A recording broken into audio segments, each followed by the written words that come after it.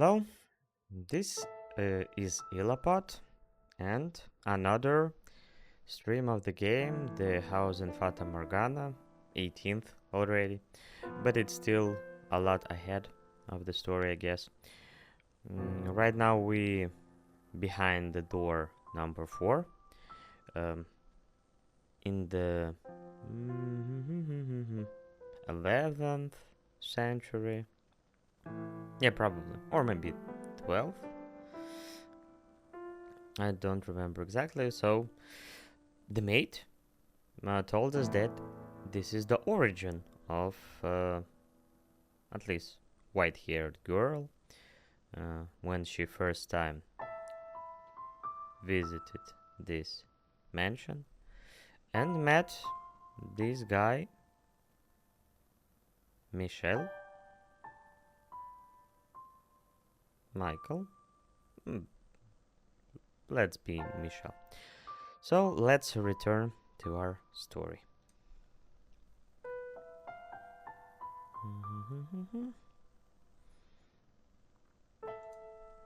I skipped previous stream because it's a hard week in terms of the work, and I add some additional streams. So yeah, uh, even right now I feel in the end of the working week just exhausted. But I want to know the continuation of the story. Thus began their quiet life together. Michelle, who avoided contact with others, and the white-haired girl who had taken a great deal of abuse from others, to people who knew hardly anything about one another, who were too distant to really be said to believe them together. Michel spent most of his day in his chamber, so they only even saw each other occasionally, and they hardly even spoke. Mm, though they stayed in the same house, they both still lived solitary lives. Nonetheless, the white-haired girl wanted to get to know Michel better. She wanted to know why he called himself cursed, why he lived alone in this dark mansion, how many days, how many years he had spent here in solitude. And while she waited for the opportunity, she also started doing any things around the house. The first project she set out to take care of was cleaning. As the windows were all firmly shut, her only source of light was candles. For whatever reason, there was a great deal of candles stored in the cellar. They need an infinite source of candles in this particular situation. She wondered where on earth he had acquired so many, but she never found the opportunity to ask him. It was difficult to even see all the dust and cobwebs with only candlelights, and considering the poor airflow for the house, she was afraid her efforts were going to be in vain. Still, she persisted, sweeping and wiping things down one room at a time.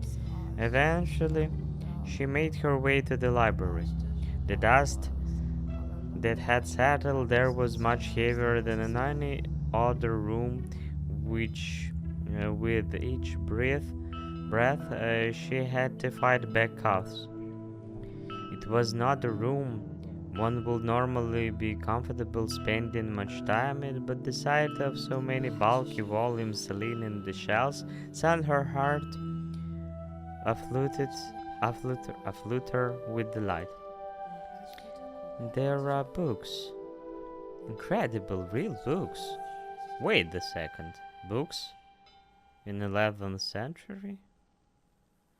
They probably handwritten, and it's still not usual for the time, because printed books uh, became a big thing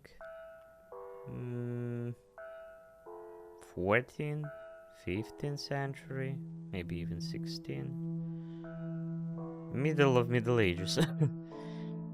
Something like that, or even late Middle Ages.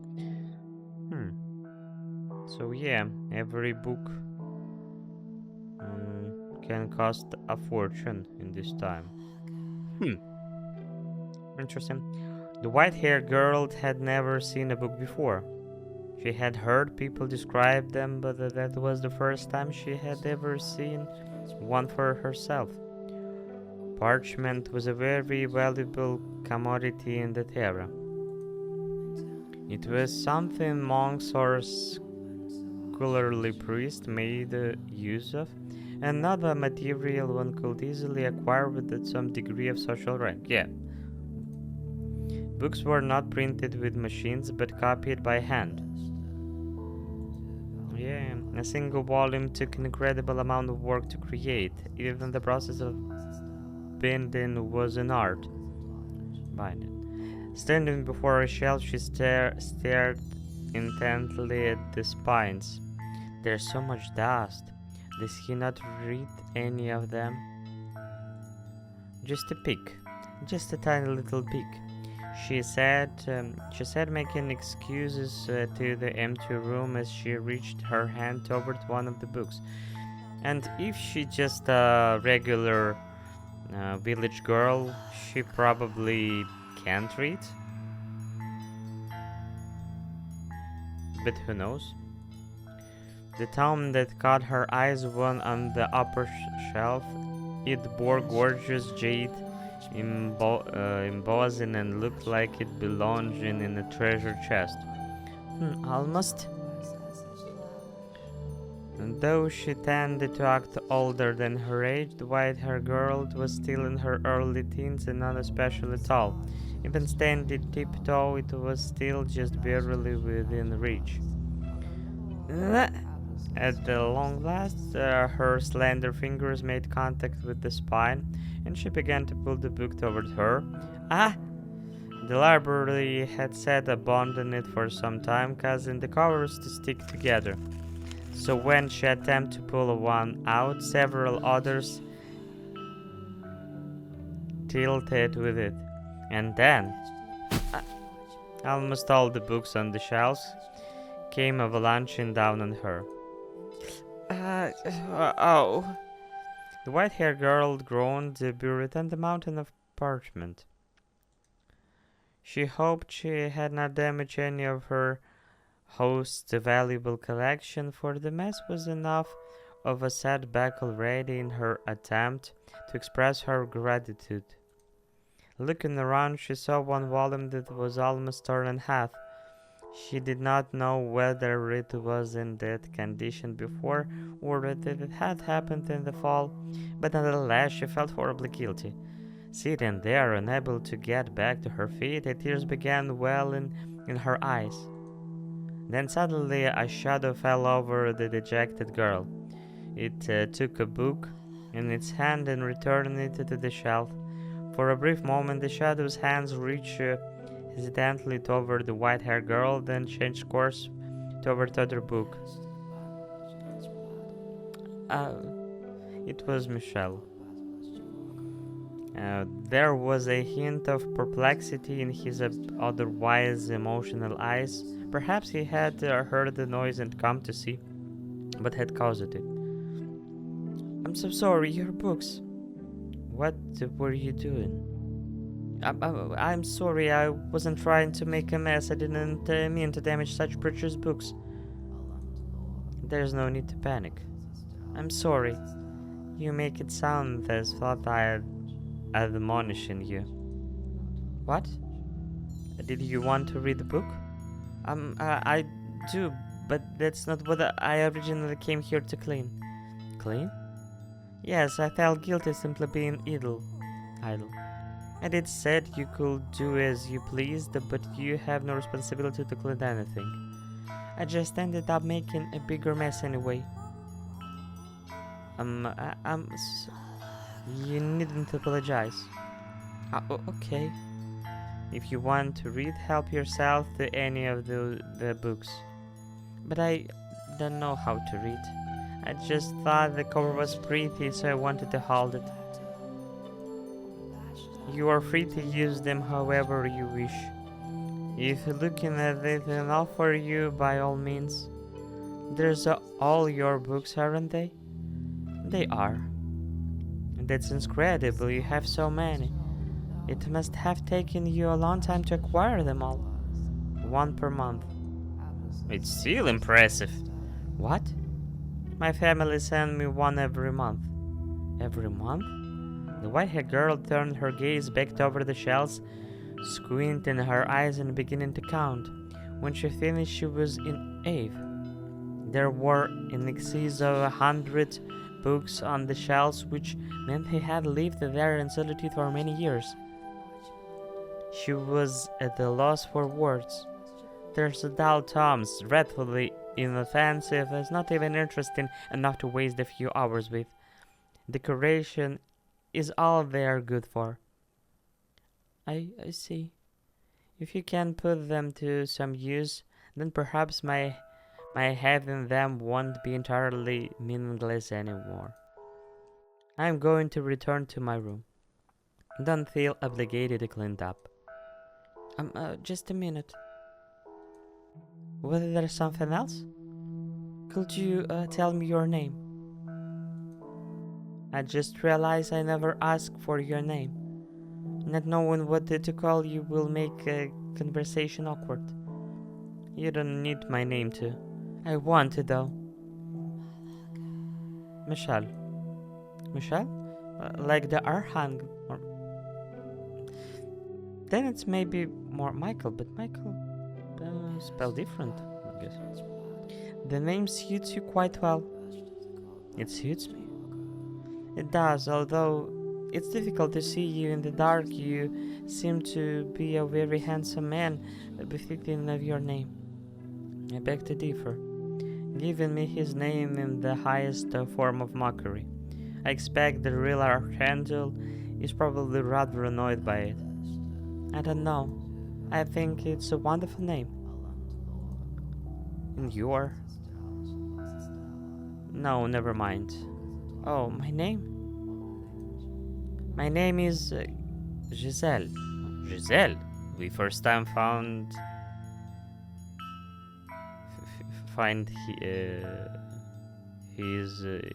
she's real name. It's a beautiful name, Giselle. Please call me Giselle, or maybe it's a fiction. Okay. Ah, thank goodness. For what? That I was able to get your name and talk to you for a little bit. We haven't seen much of each other since I first arrived, so I'm glad that I got to hear your voice. So very glad. You gain nothing by speaking to me. You have no responsibility to do so, and there is no need for you to feel joy about it. I'm not pleased out of some sense of responsibility or necessity. It's just depressing not being able to have a conversation with someone living in the same house. You don't understand me at all. As I said on that first day, my curse will one day kill you. But I'm still alive, aren't I? You are welcome to believe I'm lying or that I'm merely out of mind, but it will be too late when you realize the truth. I'll be fine, I'm sure. And even if I do die because of your curse, I promise I won't hold a grudge. But this mansion will be upon you. Okay. Could you possibly be keeping away from me out of concern? No, I have no interest in interacting with anymore. I would like to interact with you, if you don't mind that is. As I told you, you have nothing to gain from that. I have nothing, not even words to give you. My body is but a shell, even if I were not cursed.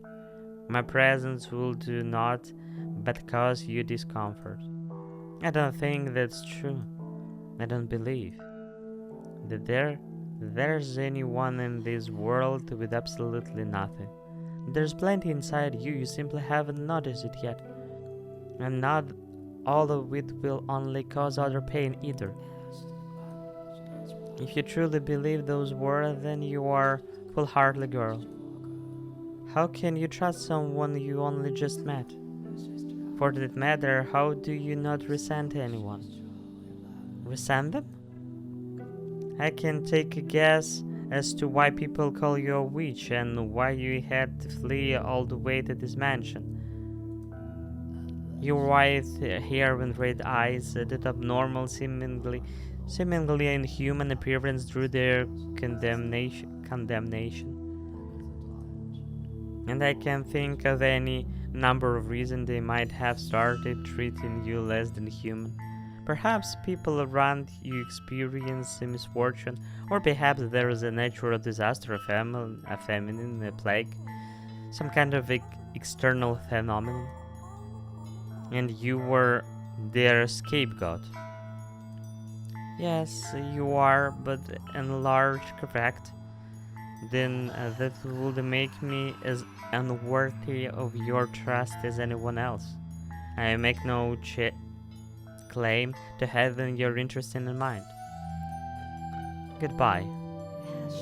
If you don't mind, could you teach me how to read sometime? Did you listen to anything I said?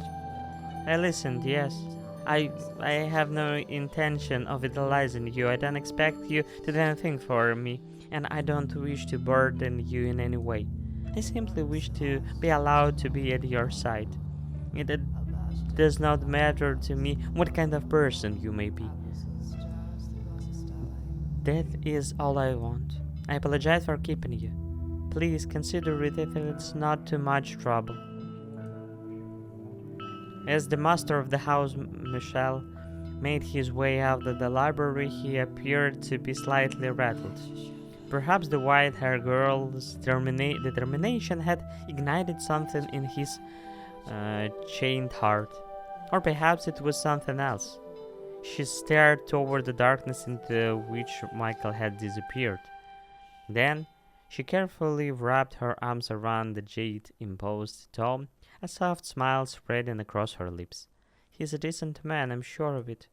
We are alike, he and I. And thus began to blossom within her a faint sense of fellowship as someone who also knew solitude. Yeah, they some kind of a connected.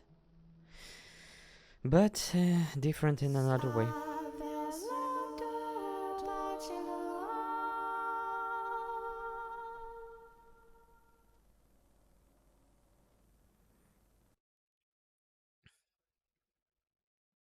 It had been about a week since the white-haired girl had taken up residence in the mansion.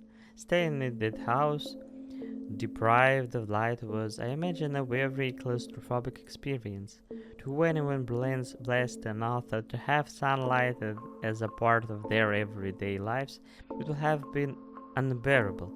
But for her, the mansion, with its prison walls and lack of either illumination or recreation, was the one place she could find respite.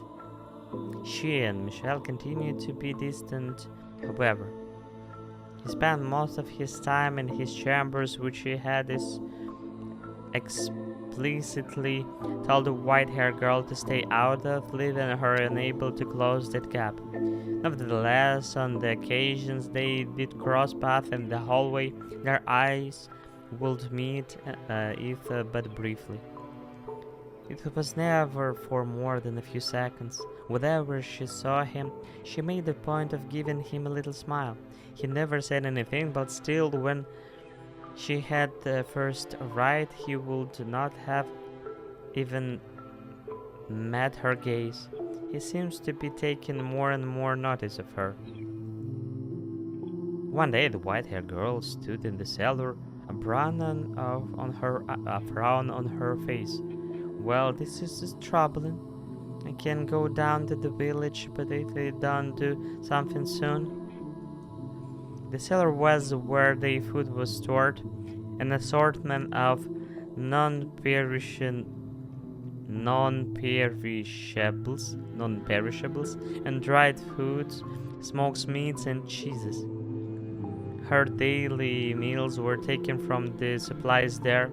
However, this stockpile was beginning to grow quite small. Were she not on the run, she could have gone to the village to procure more. Or perhaps, were she a little tougher, she could have captured a wild animal for its meat. But master, you know a young delicate thing like her was hardly up to task of hunting for food. How does he normally get his supplies, I wondered. From there, other questions about Michelle started raising in her mind. No matter how lifeless he seemed, surely he still had to eat, right?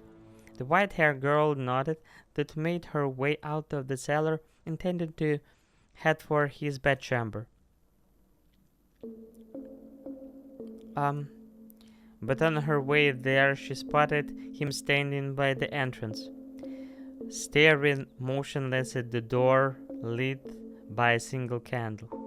He appeared to be waiting for something. May I ask you a question? Go on. I was just down in the cellar and I noticed we were running low on food. Do you normally go down to the village to restock? I haven't been outside in 10 years. 10 years? It was a quite strict diet. Then how do you? What if I told you I don't eat? That I am not of this world, and as such I have no need of sustenance. Sustenance. What would you think of that? Um, that sounds very economical.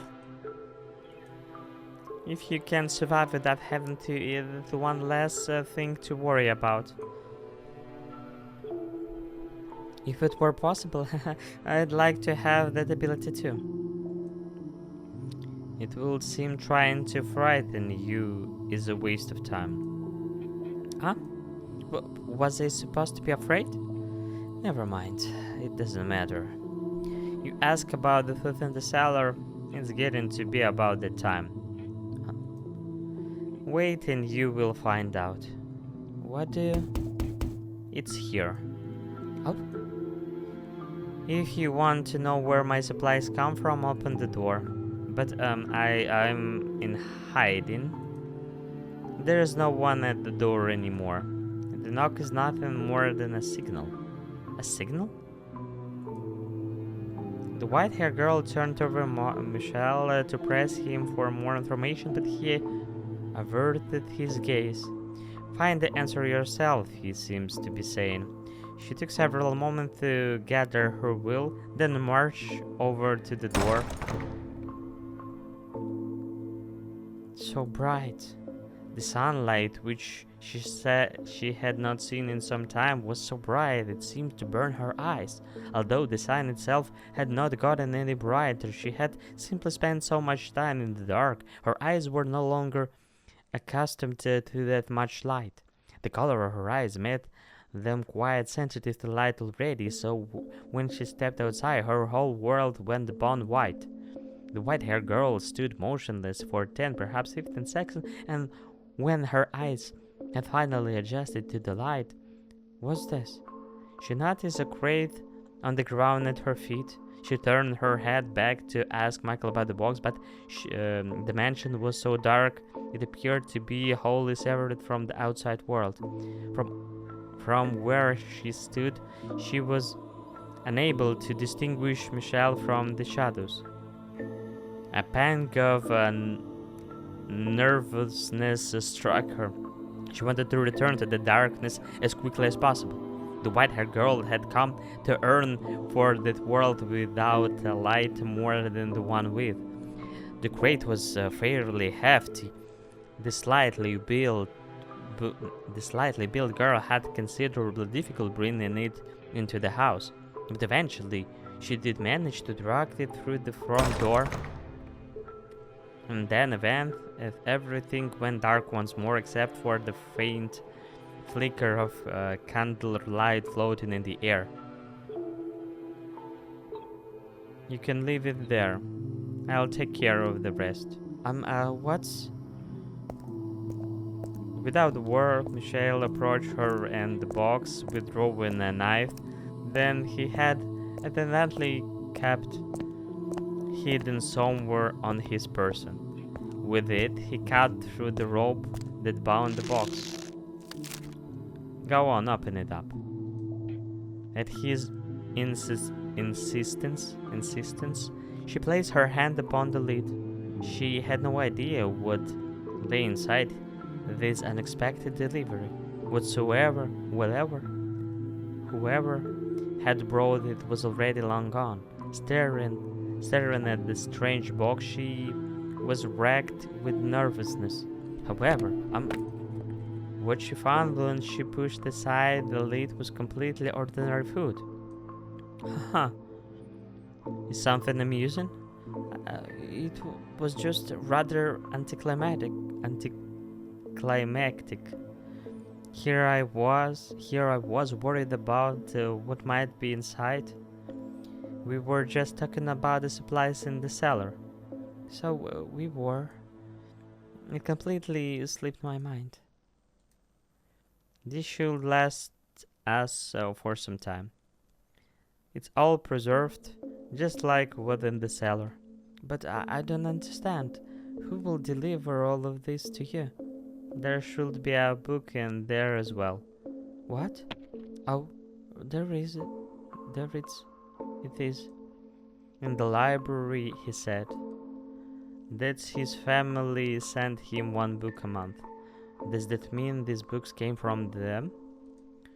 If so, then why did the person who delivered these leave without speaking to him? What happened between him and his family?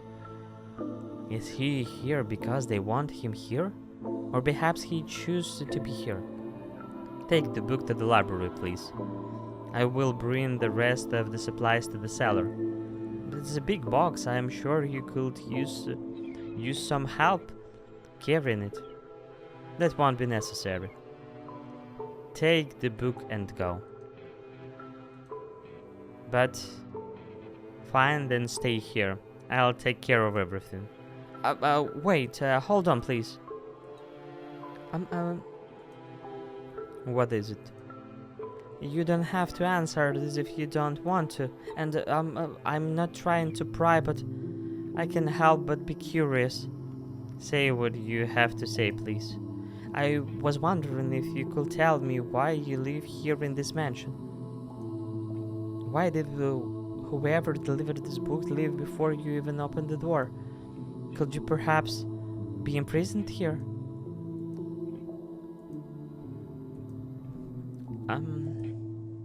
I told you this very first day I'm cursed. It's only natural for cursed men to live in a cursed house. Yes, but that's such a vague answer. I don't understand what you're in the situation you are. I don't know how you feel about it. There's so much I don't know. And I'm not even sure if your curse actually exists. If I'll find out. I see. That's in a perfect reasonable doubt for your point of view.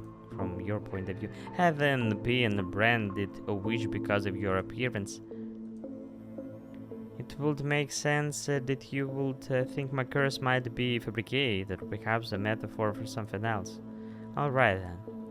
Come with me. What? I'll show you my curse.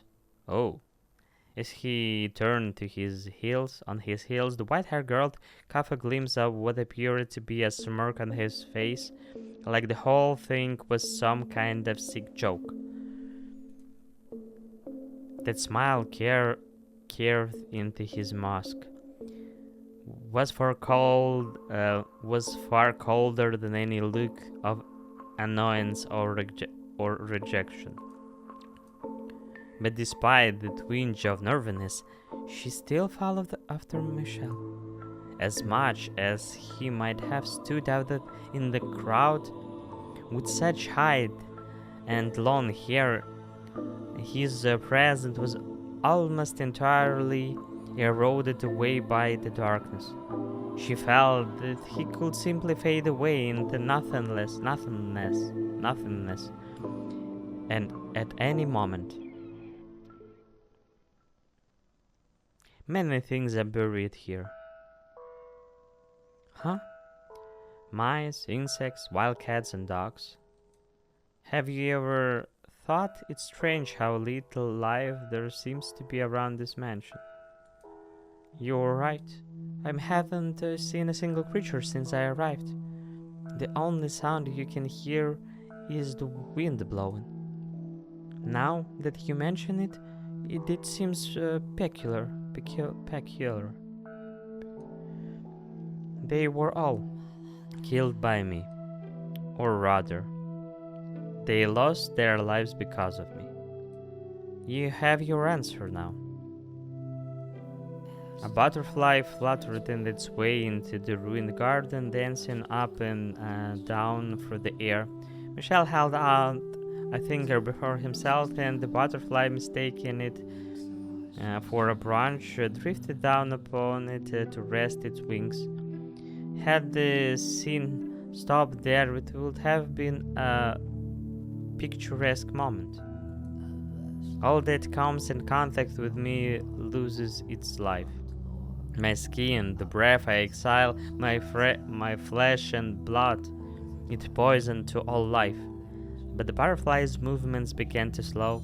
It spread its wing in one last futile attempt to fight gravity, and then, without warning, it shriveled up into a dry husk.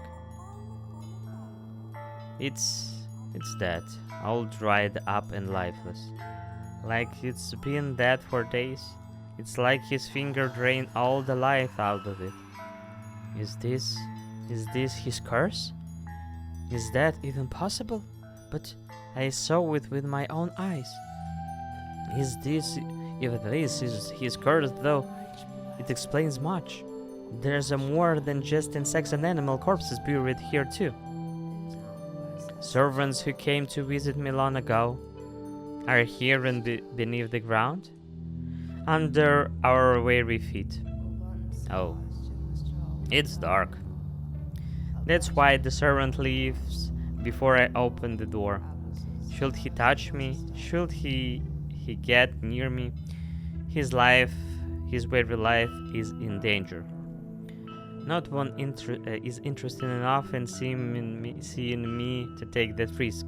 No one will have anything to do with me. Nary a soul even wishes to see my face. Now you understand what I meant when I said. I meant when I said I would eventually kill you. So that's why you have never once touched me. When I knocked the books down in the library, didn't offer your hand to help me up, and only one of us even made contact with the box and at the entrance at the time. When I offered to help you carry it, you refused, because you didn't want your finger to accidentally brush against mine. My actions were not out of concern for you. I simply dislike people. Others interested mean nothing to me. What an odd face you are making. Do you not believe my curse is real? No, I do. It is certainly irrational, inexplicable, unbelievable. But you've shown me more than enough evidence, and I don't believe you're lying to me right now either. In which case, you now understand how dangerous it is to be near me. But she don't have much choice. Return to the village is not a good idea for her. You said that if you left, you would be killed. But it's been some time since then. If you're careful to cover your tracks, you could make your escape. Also true. She can make it, but maybe she needs more time and some plan. What to do next? You do not belong here. He was telling the truth about being cursed. What a cruel burden to have to bear. I can imagine just how much he's given up on. How many lives he is inadvertently taken, and how he must have felt every time it happened. How much pain that loneliness must have given him. How much despair he must carry in his heart. How much sorrow must be wave, wa- waging down on him. So no, I will not leave. I will stay here with you. Leave this place. No, I will not. Sorry? Why? Why do you insist upon remaining in this house after learning what I can do? You have no reason to stay. Tell me then, why do you try to drive me out? If you don't care for others, as you say, if you are not concerned about anyone else, then what does it matter what I do? What does it matter if I die to your curse? Oh, you are a very kind-hearted man. Maybe not, but at least, yeah, probably he care for you in some way. You've been watching out for me since the day I arrived, doing whatever you can to not inadvertently kill, inadvertently, inadvertently, inadvertently kill me, to not afflict me with your curse. No, hear what I think. No one capable of showing genuine care for others can honestly, truly dislike all people. They can't possibly be indifferent. No, the day we met before the stained glass window, you heard me out. You listened to my plight. You didn't try to chase me out. The day I thought you to be a good person, and I still believed it. I simply assumed you would live on your own when it was safe. She always tried to find something good in other people. It's admiring, but it's not easy to find something good in other people in general, sometimes. Because sometimes good intention and good-hearted men push another people from them. I simply assumed you would live on your own when it was safe. I never thought you would be so foolish as to want to stay in a house like this with a man like me. How does that make me foolish? Do you not value your life? Are you not afraid of death? Do you not find me unpleasant? The things I fear most is loneliness. You're probably right, but now I could safely sneak away, get myself somewhere far from here. But even if I did, I would inevitably find myself in the same situation. The only way I can avoid that fate is to stay away from anyone, to live in solitude with no one to talk to. I know you understand how that feels. It terrifies me. I'm afraid of having to spend day after day with no one to talk to, no one to share my experiences, my thoughts, my feelings with. And unfortunately, it'll your destiny in the future, in different times and places. If that's what awaits me out there, then I want to live with you.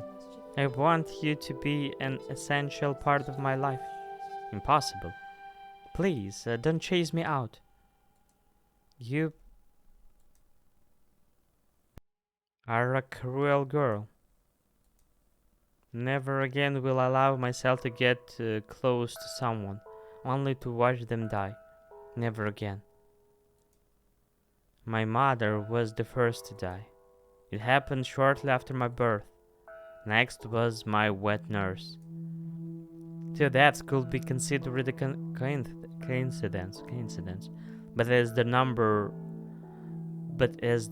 rose, it became clear that I was cursed, and I was forbidden from making contact with anyone, even at home. Regardless, being in the same house, accidents will happen. Numerous people lost their lives. Attendants and unfamiliar with me were those who simply brushed up against me by mistake. I couldn't take it any longer. So you choose to move here? To this remote mansion to keep yourself away from your family? You weren't imprisoned here. You elected to live alone so you wouldn't hurt anyone. For better or for worse, I was born into a noble house. So rather than abandon me, there provided me the means to live out of sight. I will be very careful. I will do everything I can do, ensure not accidents occur, to keep you from being alone again. I will not for any reason touch you. You have my promise. Your curse takes the life or anything you touch. I've been here for a while, and death has not befallen me yet. As long as I do not touch you, there shouldn't be a problem. Also, and I apologize if this is simply me reading too much into things, but I feel like we are two of a kind. I fear being utterly alone more than anything, and I think you understand just how scary that is. So, why are you so stubbornly insistent on it being me? I'm sure there's someone else out there, someone you're meant to be with. You may not have found them yet, but I believe someone like you eventually will. Because unlike me, you still have the vigor to press forward.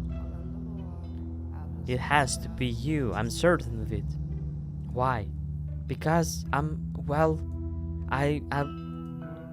You can tell me?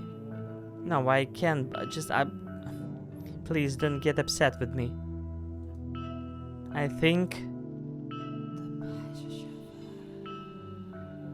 I might really, really love you.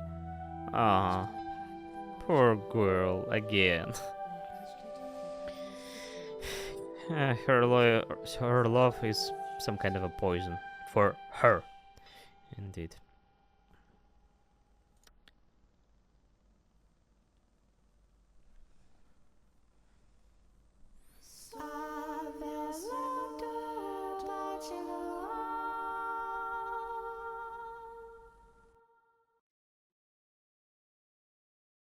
And this is probably not probably. Yeah, it was a really short stream because right now I need to rest. Yeah, and I return probably on the next week. But maybe yesterday. Oh, not yesterday. Tomorrow. I'm going to continue the monkey journey because I really like this game. So thank you for watching. See you next time. Bye bye.